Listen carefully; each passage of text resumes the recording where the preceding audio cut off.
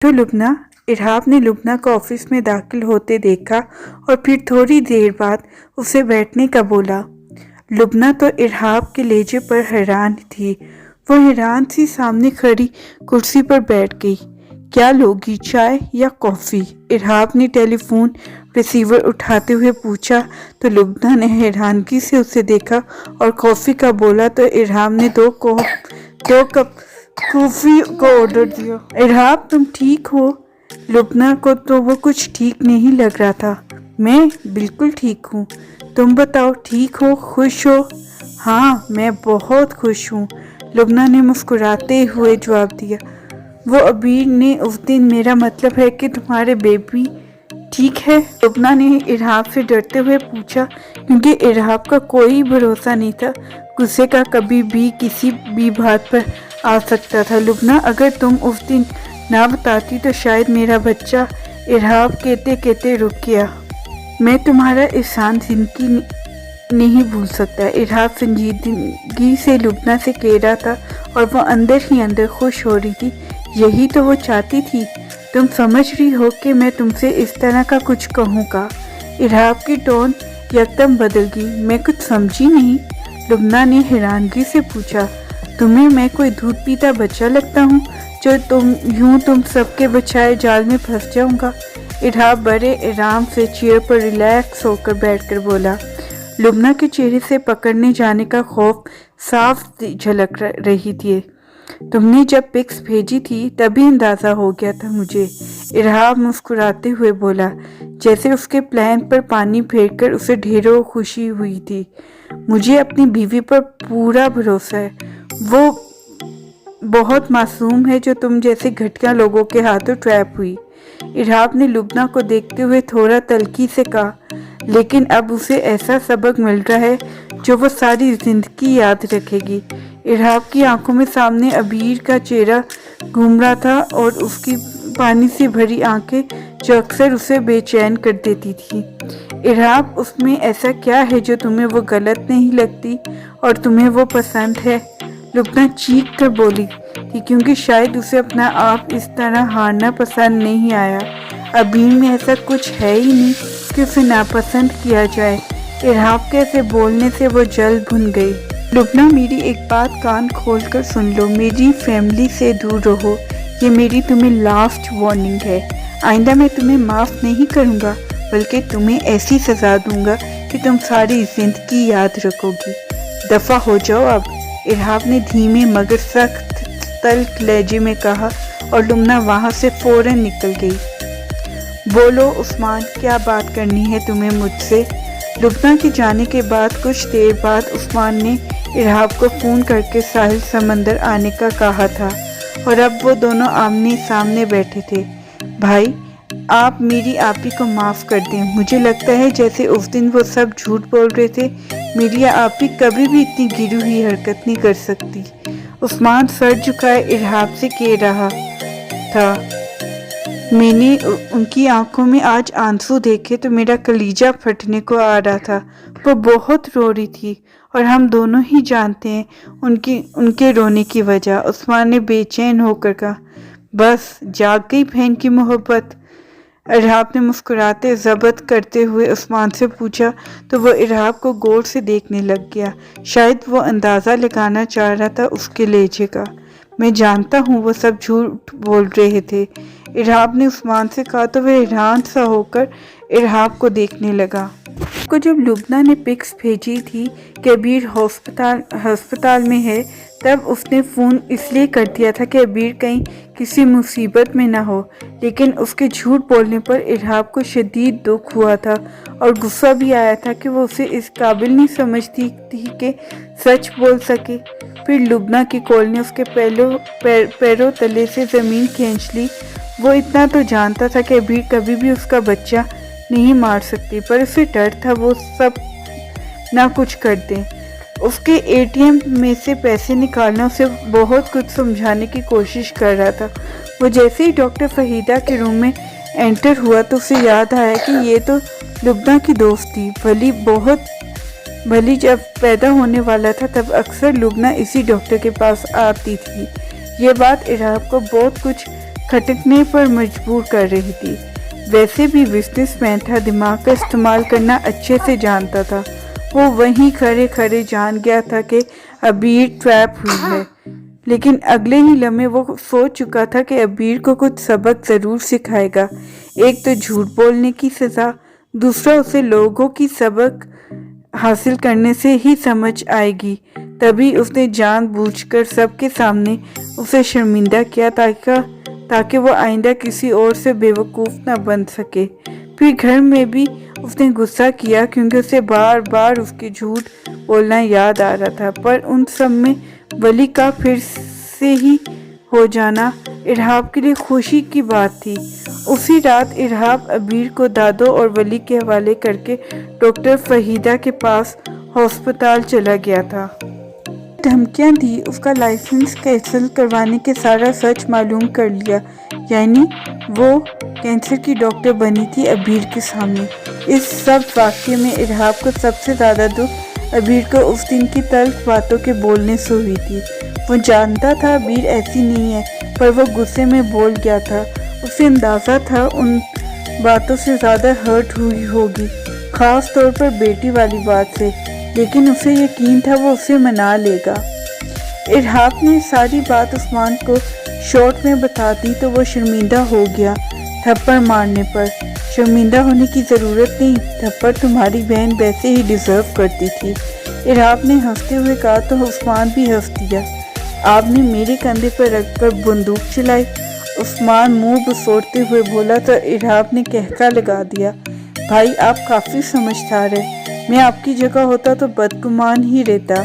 उस्मान मैं तुम्हारी एज का होता तो भी शायद तुम्हारी तरह रिएक्ट न करता, क्योंकि मेरी बचपन से ही एक आदत है, मैं हर चीज़ को ऑब्जर्व करता हूँ। लोगों की बातें सुनने के बजाय खुद दिमाग लगाता हूँ। मुझे ज़िंदगी के तजर्बे ने बहुत कुछ सिखाया है। अब लोगों की पहचान हो जाती है। इरहाब उस्मान की तरफ देखते हुए बोल रहा था। ज़िंदगी का तजर्बा? ओहो, यानी आप ही ठीक कहती हैं, आप अंकल ही हैं। उस्मान ने शरारत से हंसते हुए कहा तो इरहाब का ज़ोरदार कहका गूंजा था। तुम्हारी आपी अकल कभी इस्तेमाल नहीं करती, बस फजूल कुछ भी बुलवा लो उससे। इरहाब कहते साथ ही उठ खड़ा हुआ। अच्छा चलें, अब देर हो गई है, और हाँ बेफिक्र हो जाओ अपनी बहन की तरफ से, क्योंकि मैं जब तक जिंदा हूँ तुम्हारी बहन को बिल्कुल नहीं छोड़ूंगा।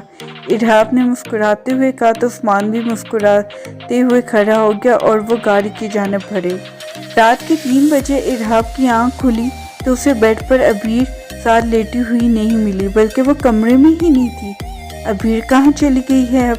इरहाब बेड से उतरते हुए बोला और वॉशरूम की तरफ बढ़ा। अबीर वॉशरूम का दरवाज़ा नॉक करके उसके अंदर झांका पर वो नहीं थी। कहाँ चली गई है अब ये लड़की?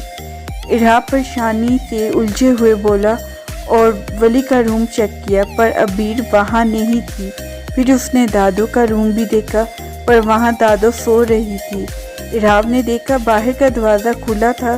तभी वो जल्दी से बाहर निकला तो लॉन में सामने चेयर पर अबीर बैठी थी। उसे देखकर इरहाब के सांस में सांस आया, पर उसे अबीर पर शदीद गुस्सा आया कि रात के इस पहर अकेली बैठी थी, ऊपर से तबीयत भी वैसी उसकी। अबीर? इरहाब ने उसके पास जाकर उसे गुस्से से पुकारा तो उसने चेहरा मोड़कर इरहाब को देखा। आंखों से आंसू बेतहाशा बह रहे थे।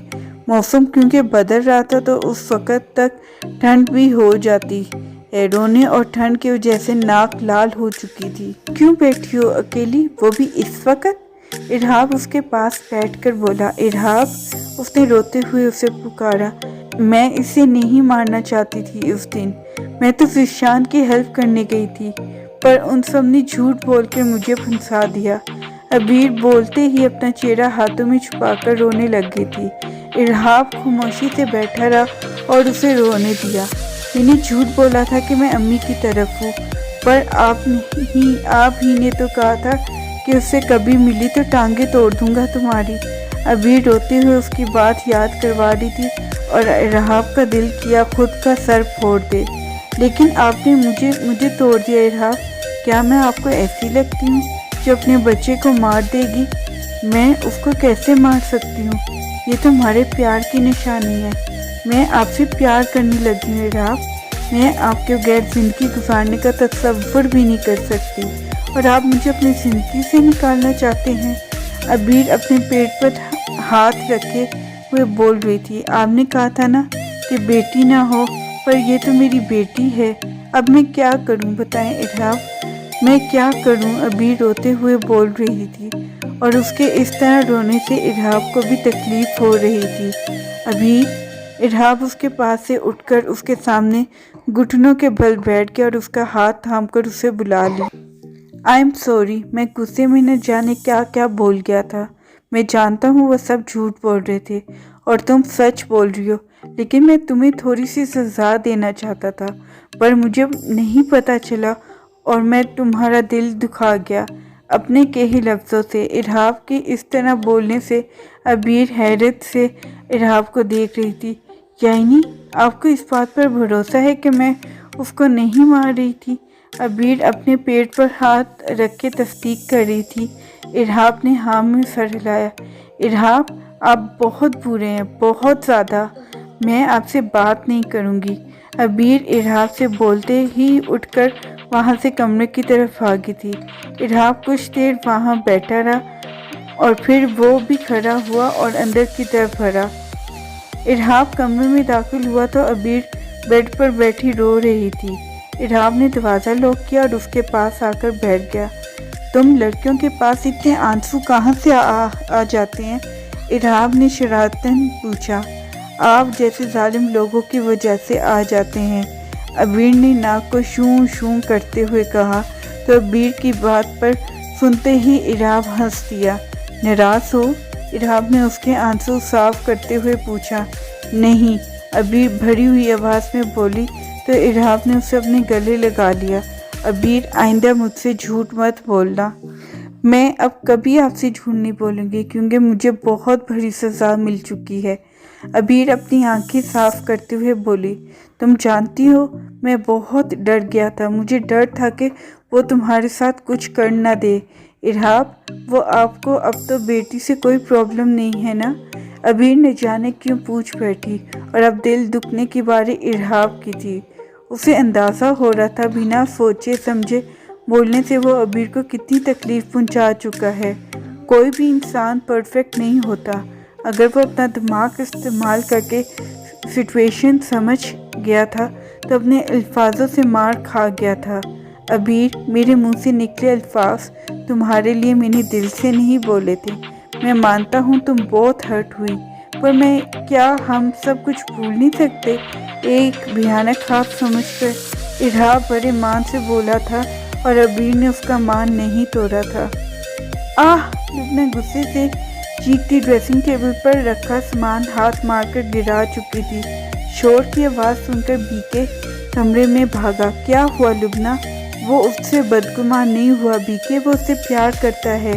میں نے کوشش کی کہ اسے اس کی زندگی سے نکال دوں، پر وہ اب اس کے بچے کی ماں بننے والی ہے۔ لبنہ پاگلوں کی طرح بول رہی تھی۔ چھوڑ دو ان کو ان کے حال پر، اور میری طرف دیکھو تم بیکے۔ لبنہ کا چہرہ ہاتھوں میں لیے بولا اور نرم لہجے میں بولا، ہمیں بھی آگے بڑھنا چاہیے اور کوئی بیبی پلاننگ کرنی چاہیے۔ میں اس بورنگ لائف سے تنگ آ گیا ہوں۔ ہمارا بھی کوئی بچہ ہو تو گھر میں خوشیاں آ جائے گی۔ سمجھ رہی ہو نا میری بات تم؟ بیکے کے نارمل انداز سے ہٹ کر بہت پیار سے اسے سمجھا رہا تھا۔ او پلیز بیکے، میں پہلے ہی بہت پریشان ہوں، تم نئے مسئلے مت کھڑے کرو میرے لیے۔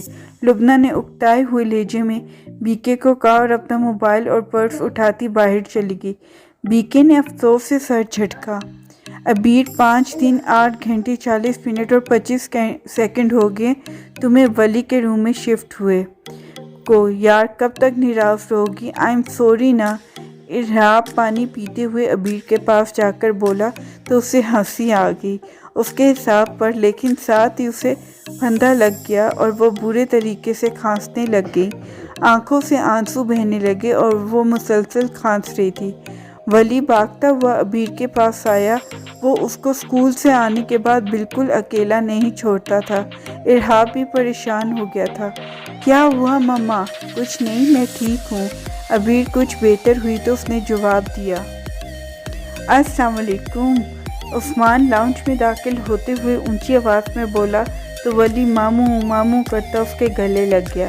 ارحاب نے مسکراتے ہوئے جواب دیا پر عبیر منہ دوسری طرف کر کے بیٹھ گئی۔ عثمان نے ارحاب سے اشاروں میں پوچھا کہ ابھی بھی ناراض، تو اس نے مسکراتے ہوئے گردن ہاں میں ہلا دی۔ عثمان ان 5 دنوں میں 2 دفعہ معافی مانگ چکا تھا، جبکہ دن میں 3 ٹائم وہ مسلسل سوری کا میسج بھی بھیجتا تھا بہن کو۔ ریما کھانے کو کچھ لاؤ، تمہارے صاحب کا سالہ آیا ہے۔ عبیر نے جان بوجھ کر اونچی آواز میں ریما کو بلایا۔ ارحاب نے تو زوردار کہکا لگا دیا، جبکہ عثمان لفظ سالے پر چیرا تھا، فی الحال خاموش تھا۔ عبیر اپنی مسکراہٹ ضبط کرتی خاموشی سے دادو کے روم میں چلی گئی۔ آج کل وہ دادو یا ولی کے روم میں ہی رہتی تھی۔ بھائی، آپ کی بہت ہنسی نکل رہی ہے، عثمان نے چڑھتے ہوئے کہا تو ارحاب ہنسنے لگ گیا۔ سالے صاحب، آپ سالے ہی تو لگتے ہیں ہمارے۔ وہ کیا کہتے ہیں بھلا؟ ارحاب کچھ سوچنے لگ گیا۔ ہاں، یاد آیا، ابے او سالے، ہم سے بدمعاشی کرے گا تو؟ ارحاب اپنی بات سے محظوظ ہوا اور ہنسنے لگ گیا۔ اب کی بار عثمان بھی ہنس دیا۔ ریما نے فروٹ لا کر ان کے سامنے رکھ دیے تو ارحاب نے اسے وہاں سے بھیج دیا۔ ولی جاؤ، مما کو بلا کر آؤ اور ادھر میرے سامنے کھلاؤ آپ، ورنہ وہ نہیں کھاتی۔ ولی ارحاب کو حکم ملتے ہی عبیر کو بلانے چلا گیا۔